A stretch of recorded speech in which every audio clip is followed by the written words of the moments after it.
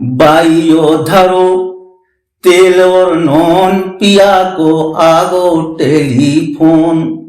कहत चलो अब घूमन चलिए, कहत चलो अब घूमन चलिए, मोरो हो गो लोन, पिया को आगो टेलीफोन। और कहत रहती तुम टीवी खो, कहत रहती तुम टीवी खो, सुबह धरी वीडियो कौन, पिया को आगो टेलीफोन। नमस्कार, बंजारा बीट्स में आपका स्वागत है। मैं हूं ज्योति प्रकाश खरे। आज हम आपको मिला रहे हैं एक ऐसे मीठे व्यक्ति से जो गीतों के मामले में पारंगत है। उनकी पहचान ही गीतों से है। चलिए मिलते हैं शिव गुरुदेव जी से। नमस्कार गुरुदेव। नमस्कार गुरुदेव जी, जैसा कि हमने उल्लेख किया कि आप गीतों से आपके व्यक्तित्व की पहचान है, तो हम चाहेंगे शुरुआत से ही आप एक कोई बढ़िया गीत का कोई टुकड़ा सुनाइए हमारे दर्शकों को। ठीक है। अभी तुम तो ठहरो, ये चंदा गगन का हमारा तुम्हारा मिलन देख लेगा। अभी तुम तो ठहरो, अभी मत लगाओ हमें तुम गले से, ये अपने दिलों की अगन देख लेगा। अभी तुम तो ठहरो। बहुत शानदार। गुरुदेव जी, ये गीतमय यात्रा आपकी कब और कैसे शुरू हुई? गीत तो बहुत पहले मैंने लिखना चालू कर दिया था, जब मुझे गीत की वो भी पता नहीं था कि गीत कैसे लिखा जाता है। और फिर कितने वर्ष के थे आप जब? 13 वर्ष अच्छा। तो ये जो आप में जज्बा आया, तो ये क्या विरासत में मिला या कुछ और? नहीं, ये विरासत पे तो नहीं मिला, लेकिन बाद में पता चला कि मेरी नानी भी लिखती थी। अच्छा, तो वो जीन्स का इफेक्ट। वो कहीं ना कहीं से कुछ ना कुछ होगा सर। फिर क्या हुआ? बाकी बस ऐसे ही चलता रहा जी। और फिर आपकी शिक्षा दीक्षा कहाँ तक हुई? शिक्षा बीएड किया है, फिर अध्यापक हो गए। कहाँ पोस्टेड है आप? चौका एक मऊरानीपुर के पास पड़ता है वहाँ जी। तो गुरुदेव जी, आप गीत के मामले में गीत से जुड़े हुए चुकी हैं, तो आपने हिंदुस्तान में कहाँ कहाँ मंचों को शेयर किया? बहुत सारे मंचों पे गए। कुछ मुख्य का हमारे दर्शकों के साथ उल्लेख कीजिए। उड़ीसा में, छत्तीसगढ़ में, और जयपुर में, राजस्थान में, मध्य प्रदेश में भी कई जगह, और यूपी में भी अपने कई जगह जी। आपके जो गीत हैं वो मुख्यतः किस विधा पे आधारित है? हमारे गीत, मेरे सोचना ये रहता है कि जो भी गीत हो उससे कुछ ना कुछ लोगों को मिले, संदेश। हाँ, मतलब फूलपन के गीत लिखना पसंद नहीं करता, ना मंच में भी पसंद नहीं करता मैं, वैसे गीतकारों को सुनना भी पसंद नहीं करता। और ज़्यादातर सोच ये रहती है कि जो दूसरे लोग आते हैं मंच पे, क्या है कि आजकल तो ये चल रहा है कि किसी का चलता रहता है, तो उस चीज से थोड़ा सा रचनात्मक चोरियां बहुत होती हैं, वो थोड़ा सा मंचों में हो रहा है। कभी ऐसा हुआ कि आपका गीत किसी ने चुरा के आप ही को सुना दिया हो? नहीं सुनाया, मैं नाम नहीं लेना चाहता, सुनाया है और मैंने उसको लाइव सुना भी है। अच्छा। मतलब मोबाइल पे सुना भी है, जो संचालन कर रहे थे उन्होंने सुनाया भी, ये आप सुनिए। आपने उनको कैसे मैनेज किया? और बहुत अच्छे, बहुत बड़े गीतकार ने पढ़ा था वो गीत, उस गीत के 2-4 पंक्तियां मैं सुनाता हूँ। बिल्कुल, स्वागत है। तेरे भोलेपन में देखा मीठा मीठा पागलपन, एक तुम्हारी खामोशी है, एक तुम्हारा अपनापन। तुम क्या जानो मैंने भी कुछ तन्हा रोज बिताए हैं, सपनों में अरमान प्रेम के मैंने बड़े सजाए हैं। मुझको तो डसता रहता है तन्हाई में सूनापन, एक तुम्हारी खामोशी है, एक तुम्हारा अपनापन। ये गीत पढ़ा गया था। मतलब ये लोगों ने अपने नाम से और आप ही को सुना दिया। कई बार ऐसा हो जाता जी है। गुरुदेव जी, एक महत्वपूर्ण सवाल कि जब आप कहीं अपनी रचना पाठ करने जाते हैं तो किस तरह की तैयारी आपके मन में होती है, क्योंकि आजकल इस फील्ड में प्रतियोगिता जैसी स्थिति हो रही है। ऐसा वो तो मंच पे जाने के बाद पता चलता है। अच्छा, मंच पे जब बैठते हैं तो पता चलता है कि पब्लिक अच्छा माहौल कैसा है। हाँ। उसी हिसाब से उस समय जो है हो जाता है कैसा क्या सुनाना, वो कभी तैयारी करके नहीं जाते। ना आज तक हम पर्चे लेके पढ़ते हैं। अच्छा, सब कुछ कभी आज तक पर्ची लेके मंच पे नहीं गए ना। मंच और पर्ची लेके जो जाते हैं तो वो खुद ही अपने आप में भी मुझे खराब लगता है कि मतलब कभी हो तो पढ़ो, आप कुछ भी पढ़ो, बिंदास नहीं आता तो पढ़ो। गुरुदेव जी, एक और महत्वपूर्ण सवाल कि आपने बहुत सारे मंचों को शेयर किया, जैसे कि आपने उल्लेख किया, तो ऐसी कौन सी रचना महत्वपूर्ण रही जो जब भी गुरुदेव जी ने मंच संभाला तो लोगों ने आवाज लगाई पीछे से कि गुरुदेव जी ये रचना जरूर सुनाइए? जो सबसे ज्यादा मैंने मंचों पे पढ़ा तो एक गीत है सैनिकों के ऊपर, वो गीत था, तो काफी जगह और उसको पढ़ा भी मैंने, सराहा गया। हाँ, उस गीत की 2-4 पंक्तियां सुनाता हूँ। एक तरफ सरहद पर बैरी, एक तरफ सरहद पर बैरी, एक तरफ तो दुल्हन है, किस पथ पर अब पग मैं मोड़ूं, ये मन मेरे उलझन है। इस गीत से मैं मंचों पे गया। फिर बेटियों के ऊपर भी एक गीत बहुत ज्यादा चला। मैं चाहूंगा 2 लाइन उसकी भी सुनाइए। एक अजन्मी बेटी का दर्द, वो अपने उसकी पीड़ा है। 4 लाइन उससे पहले वो सुनाता हूँ आपको। जीवन में नया रंग ये लाती हैं बेटियां, दो कुल को जोड़ो प्रीत लुटाती हैं बेटियां, माँ की तो कोख में ये मारो ना बेटियां, माँ बन के यही दूध पिलाती हैं बेटियां, माँ बन के यही दूध पिलाती हैं बेटियां। इसके गीत था। वो बेटी क्या कहना चाहती है, सीने से लगाना ना मुझको, सीने से लगाना ना मुझको, करना ना चाहे प्यार मुझे, इस दुनिया में आ जाने दे, इससे पहले मत मार मुझे। ये गीत ऐसा होता कि पढ़ते पढ़ते भी खुद भावुकता हो जाती है, इसलिए तो इसलिए पूरा गीत भी पढ़ना कठिन हो जाता है।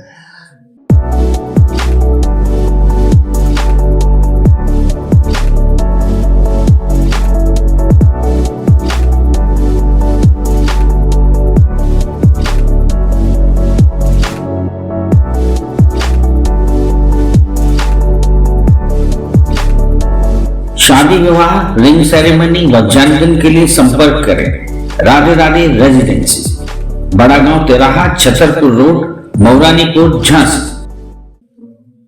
गुरुदेव जी, एक महत्वपूर्ण सवाल, जहां मंचों पे आपको आपकी रचनाओं को सुनकर लोग तालियों की गड़गड़ाहट से आप उत्साहित और रोमांचित होते हैं, वहीं देखा गया है कि रचनाकार का जो घर में सम्मान होता है उतना नहीं होता है।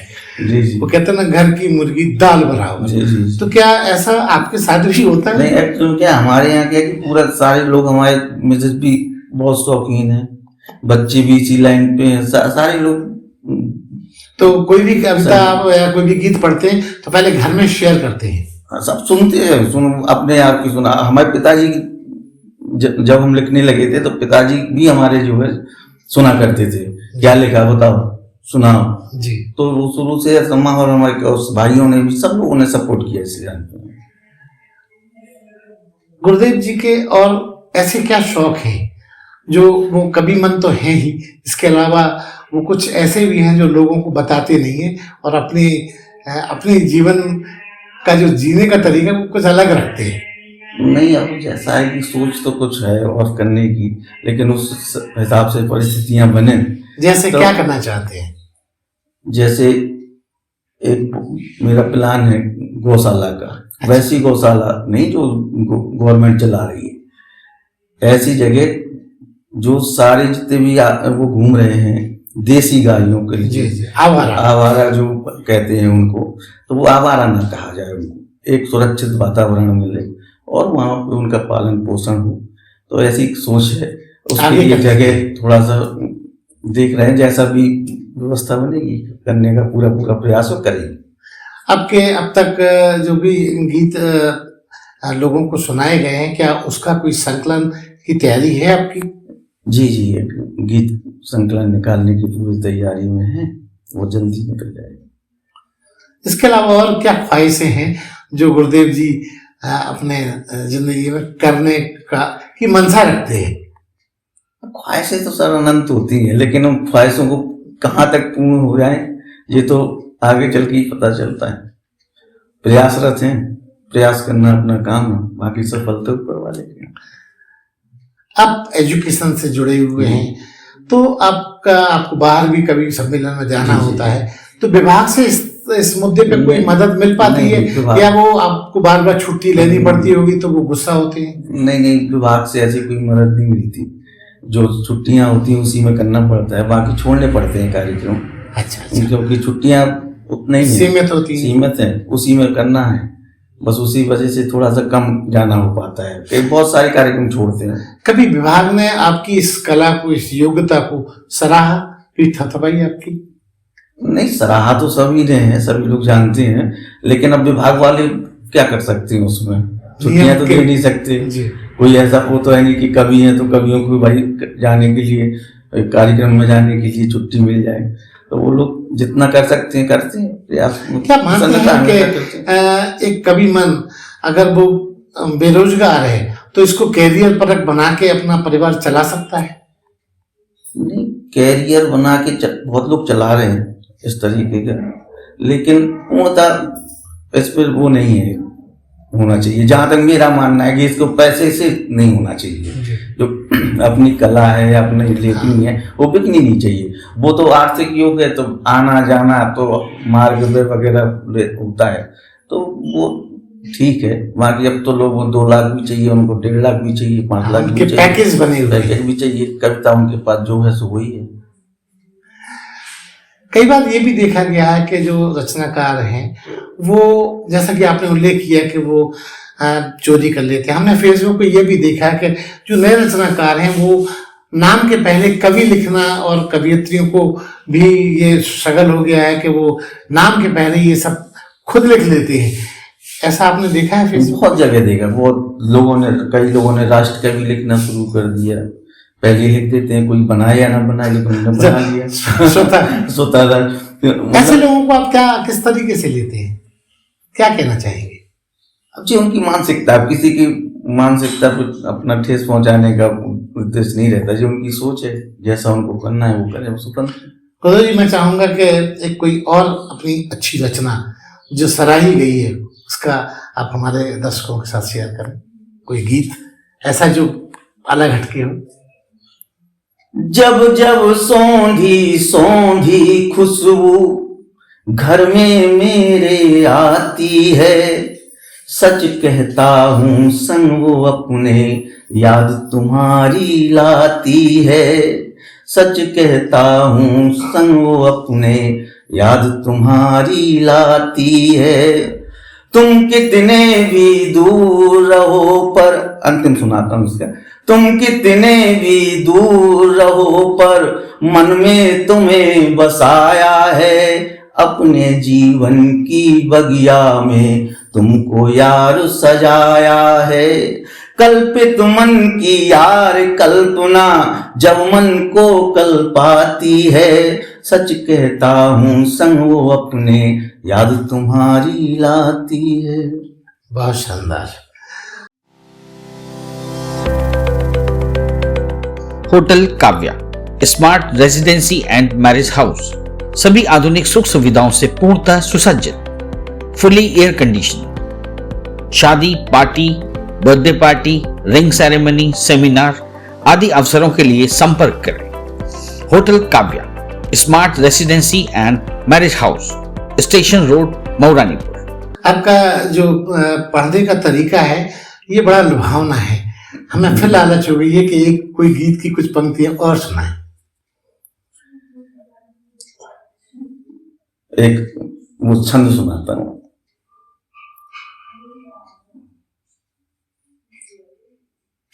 रंगो गरनेह के रंग में तो कोई बात बन जाए कि अंतर प्रीत में कर लो तो ये सौगात बन जाए कि अंतर प्रीत में कर लो तो ये सौगात बन जाए। शहीदों की अगर विधवाओं के संबल बने यारो, शहीदों की अगर विधवाओं के संबल बने यारो, हमारे देश में ये एक नया इतिहास बन जाए, हमारे देश में ये एक नया इतिहास बन जाए। मुक्तक 4 लाइनों का। जी जी गुरुदेव जी, आप का कवि मन तो है ही, इसके अलावा और क्या शौक है जो जब शुदा है किसी को पता ही नहीं? शौक हमारा जो एक तो कविता लिखने का शौक, ये तो प्राथमिक हो गया, ये तो है ही। बाकी बस सेवा भावना का शौक बहुत रहता है कि कुछ करें, कुछ लोगों के लिए करना चाहिए। तो इसको समाज सेवा मानी जाए? समाज सेवा तो बहुत लोग कर रहे हैं, उसको समाज सेवा नहीं करना चाहिए। हम कहना चाहते हैं अपनी तरफ से ये स्वतः की मतलब एक भावना है जो करना चाहिए, जो करने की चेष्टा है कि मतलब लोगों को कि जितना से जब हो सके अपने से थोड़ा सा कुछ करें। अच्छा गुरुदेव जी, एक महत्वपूर्ण सवाल बड़ा अलग हटके है, रूहानी है कि अगर हम ये आपसे पूछें कि क्या अगले जन्म में वापस आप गुरुदेव शिव कुमार गुरुदेव या शिव गुरुदेव बन के आना चाहेंगे इसी मौलिकता के साथ, तो आप स्वीकारेंगे या कुछ और नया ब्रांड बन के आएंगे? नहीं, ऐसे तो ऊपर वाले का विधान पता नहीं है क्या बन के, कल्पना की बात कह रहा हूँ। लेकिन चाह यही है कि फिर से इसी तरीके से जाएं लोग, जो अगर नहीं कर पाए इस जन्म में तो वो जन्म में करके चले जाएं। जो चाह है, जो मन की सोच है, अगर इस समय पूरी हो जाती तो अच्छी बात है, नहीं होती तो फिर ऐसे भगवान बाद में विशेष काम भी वो पूरा हो जाए। गुरुदेव जी, बंजारा बीटेक का एकेडमिक इंफॉर्मेशन देने वाला चैनल है, सूचना समाहित करता है लोगों के बीच में जाके। मैं चाहूंगा कि आप अपने मीठे अंदाज में हमारे दर्शकों को कुछ संदेश दें। नहीं, आपके चैनल मैंने काफी नाम पहले भी सुन रखा है आपके चैनल का, और आप यहाँ पे आए, ये आपके बहुत बहुत हम आभार व्यक्त करते हैं आपका।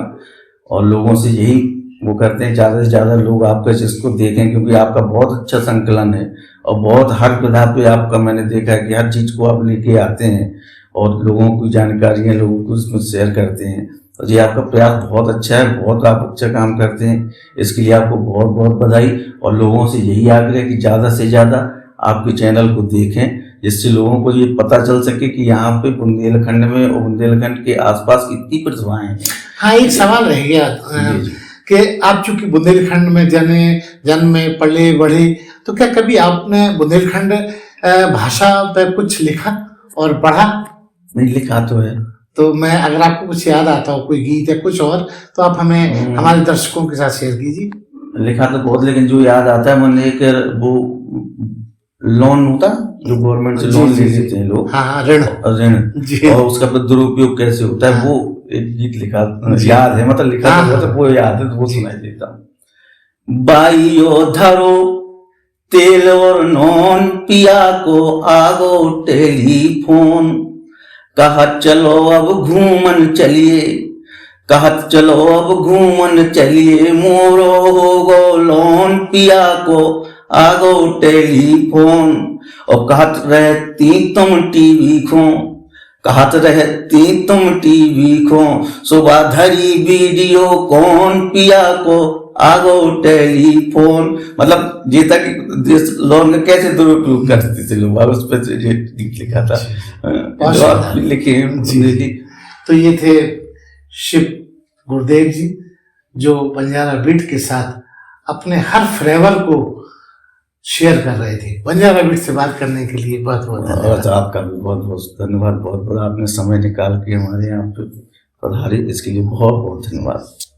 इस चैनल को लाइक और सब्सक्राइब करना ना भूलें। देखते रहिए बंजारा बीट्स।